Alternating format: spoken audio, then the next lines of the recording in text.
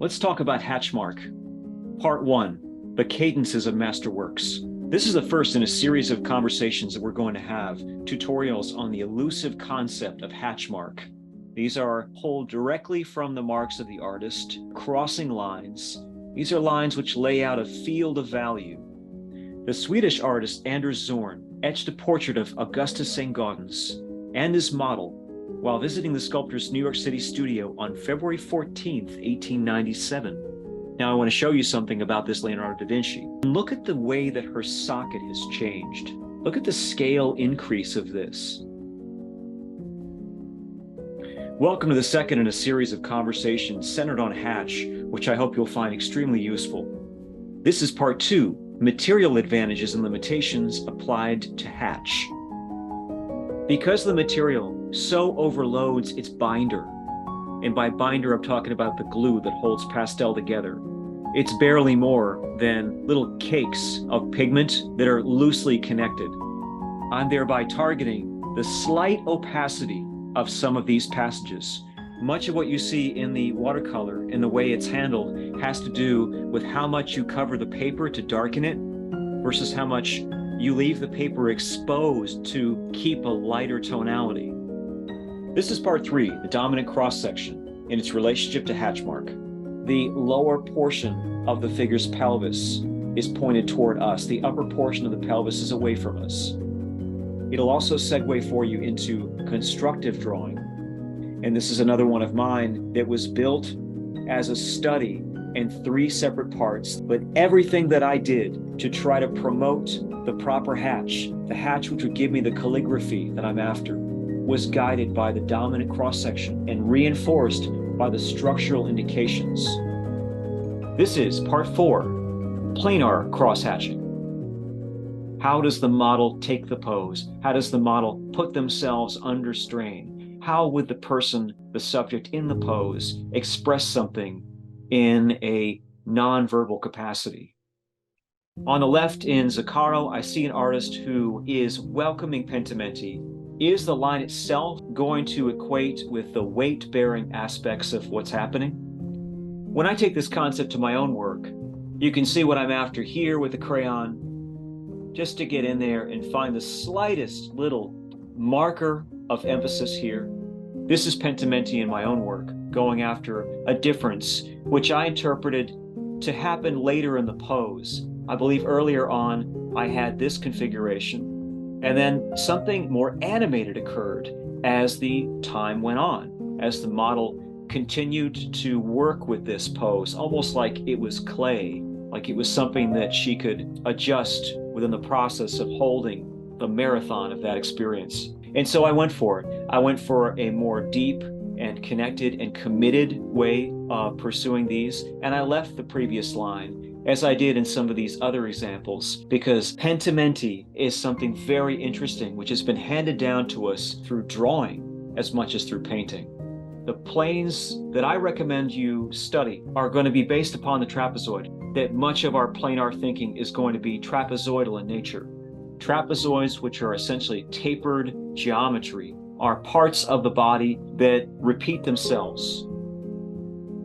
Territories, like tectonic plates alive within the figure, which arrange and rearrange themselves into constructs that are always engaging and make you think about how taper and flare can function in the human figure. In looking at drawings like these, which are by Charles Landseer, who in this case is working in red and black chalk as well as white chalk, it strikes me that we need a system to understand what's going on in this or in any context in the human body, especially in the core of the figure. Those landmarks being placed as they are, this is sufficient to identify our planar region. I've got a marker that I think has something to do with the serratus muscle. I've got a marker that has a lot to do with that diagonal or oblique shadow line, which is descending. And I believe that a lot of this is being done in a manner that underscores the planar activity. Here we see the Michelangelo on the left. You note the placements as I've proposed in the costal region here and the costal region there. You note my pubic tubercles and then the general positions of the trochanters. So I've taken extra steps to try to identify what I could see perhaps as a ring.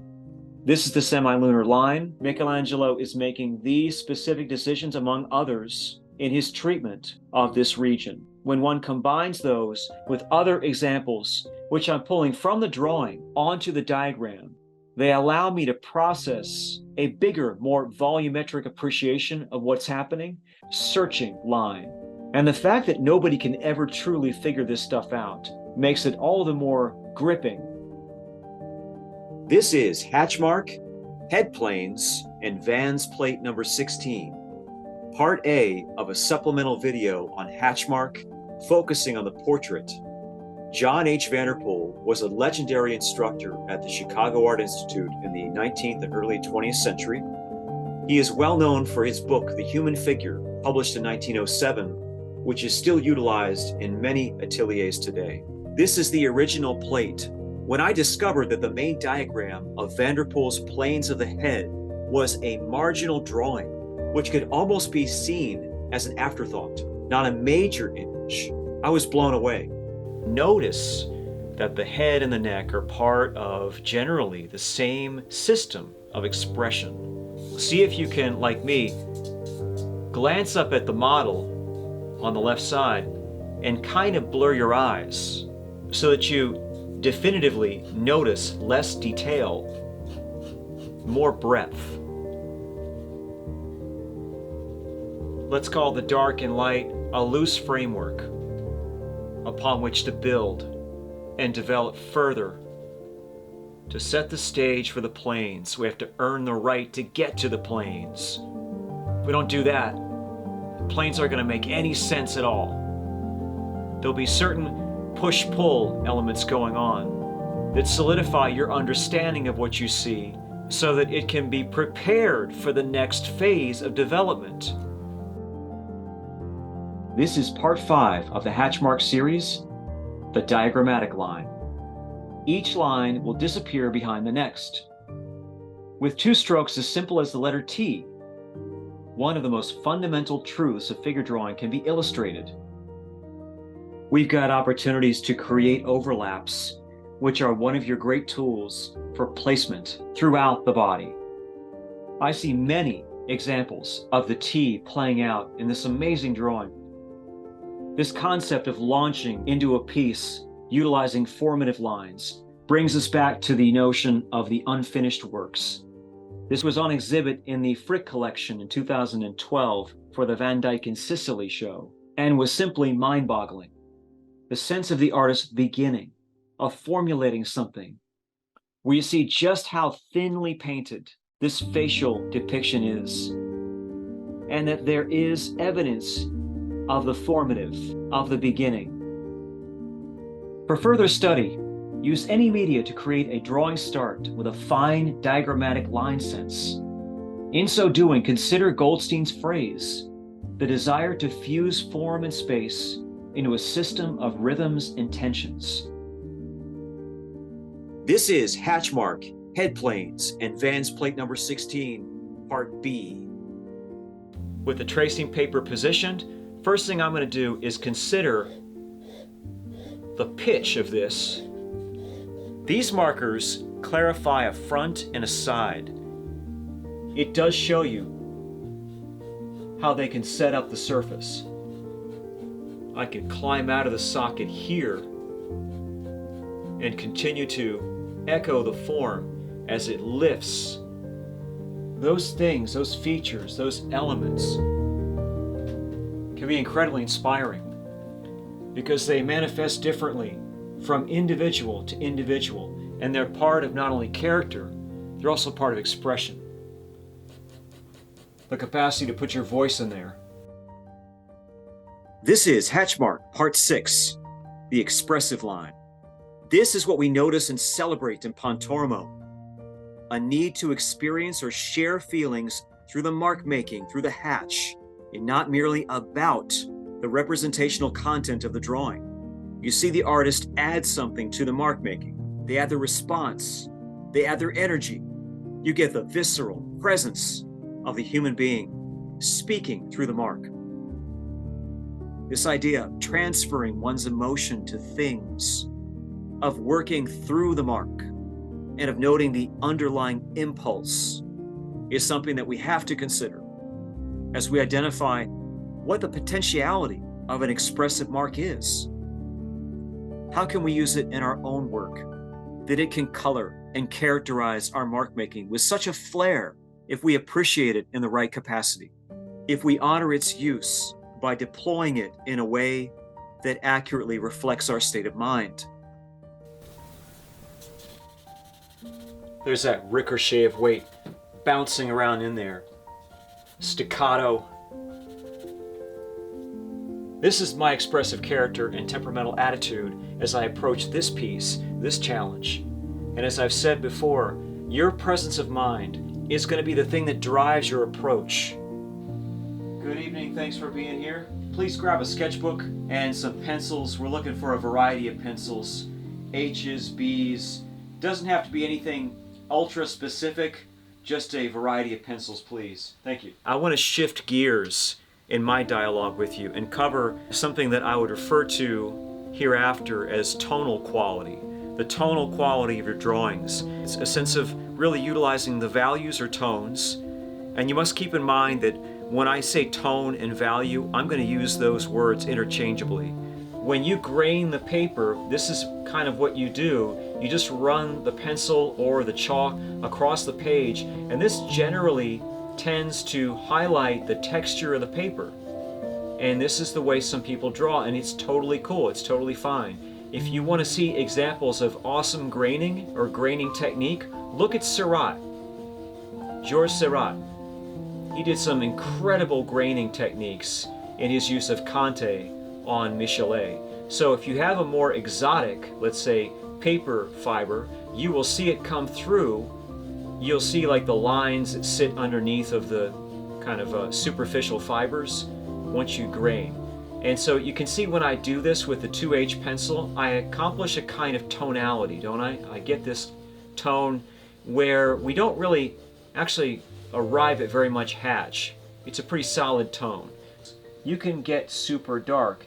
Right now I'm using an 8B. When you draw and you start really working on tonal quality, you're going to need to deepen the range most of the time. And I want you to just sort of marinate on that with the following, that it isn't necessarily a matter of grabbing an 8B as I have. It could actually be a matter of getting marks positioned that are closer together. This is Hatchmark, Part 7, the volumetric line. In the event that revisions must be made to the drawing during the course of its construction, a linear approach is a wise strategy, since changes may be introduced with less damage to the drawing and the page. Before we dive wholeheartedly into the idea of exploring the surface through our volumetric hatch, let's touch upon these two phrases that are very pertinent to our exercise. One of them is called working with the form, and its polar opposite is called working against the form. His marks appear to be a little bit shorter, and yet at the same time, he's making full use of that undulating quality, along with, in this case, the stop modeling in the head. You can see in the, again I'll use the word, undulating qualities in the ear, just how remarkable those diagonal hatch marks can be, and their capacity to describe those elusive surfaces of that beautiful form. What a marvelous drawing in an era before we really began to appreciate the essential protocol of studying features as a fundamental component of training in the arts. Now, the drawing I'm showing you here is not finished by any means whatsoever, but it is a great opportunity because we can get into and investigate some genuine things, elements and lessons that are normally a little hard to approach because so many of the live demonstrations get eaten up by the beginning. So here we go. One edge, boundary, another boundary, and a third critical marker of significance. Therefore, if I were to go in, once more as with arrows, and indicate markers that follow this modeling track, you can see that I would at least have a shot at and be hopeful of making sense of this surface. And so I gain access that way. And let's see if we can spread that out like a curtain across the trajectory, across the,